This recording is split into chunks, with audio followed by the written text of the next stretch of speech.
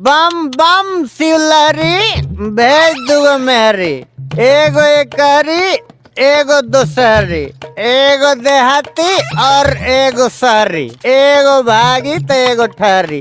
बम बम शिवलहरी। आजाद, हाँ भाई। बिहाने विश्वकर्मा भगवान के पूजा और दोपहरिया में सुबोधवा के पूजा। अब का बताई यार सुनील भाई, सुबोधवा के तो फेरा में पड़ के उस्ताद के लाद में लकवा मार देले बा। ठीक कहा तरह। हे दारू महाराज, हमार तो मेहरारू छोड़ के भाग गइल दूसरे के साथे, लेकिन तू कब मत छोड़ के भगिया। सदा अपना आगोश में हमरा के हमेशा टुल रखिया। जय हो। देख लो सवारी चढ़ गइल बा।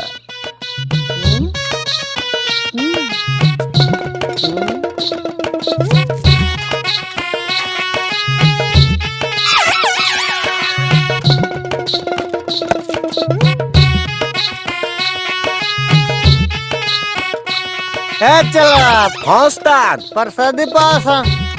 रे दारू महाराज की बेटी, आओ सुनो तो चीर देंगे, फाड़ देंगे, पगार नहीं देंगे। अरे चल चल चल प्रसाद लो सुन।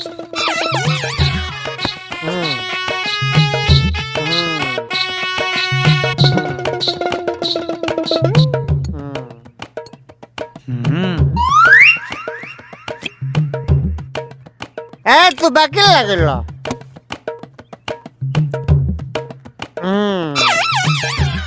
इल्लो ये दारू जैसे हमरो यारवा दगा दे गई। ई का उस्ताद, ई कान में डाली सन। कबो बोतल वो दे दियल करो उस्ताद। कम पियासन तनी के तनी लइका बड़ा सन करे जे जोर जे। का सर्विसिंग कर रहा को बा? सर्विसिंग करावे के ना करे के बाद पहले तो सलाम कर, एमएलए का मैं पिए हूँ। चीर देंगे, फाड़ देंगे, बर्बाद कर देंगे। तुमसे ज्यादा मैं पिया हूँ, तू मुझे सलाम कर। अरे बेवड़ा दास, एमएलए का मैं पिए हूँ। तो मैं सुबोधवा का पिए हूँ। अरे तेरी मैया की नैया पार लगाऊं, मैं एमएलए राजधारी का पिए हूँ। अरे ये बात अब तो नहीं बतला। सॉरी सर। अरे सौरी के सुरमा मत लगाओ। अमरवा कहाँ है ये बताओ। तो अमर का नंबर लेना लगा। हमारा नाम है श्यामू रावत और ये हमारे रोहित भाई जो वीडियो बनाते हैं, और ये हमारे संतोष भाई जो अभी हमारे नए ग्रुप में ज्वाइन हुए हैं। अगर अभी हमारी वीडियो तो हम बनाए हैं, अगर हमारी वीडियो पसंद आई आपको तो शायद हम कैमरे से बनाएंगे, चीर देंगे, फाड़ देंगे, बर्बाद कर देंगे। आप अगर हमारे चैनल को सब्सक्राइब नहीं करोगे तो ए भाई दिल पे मत लेना, मजाक कर रहे हैं, देखो मत, सब्सक्राइब कर।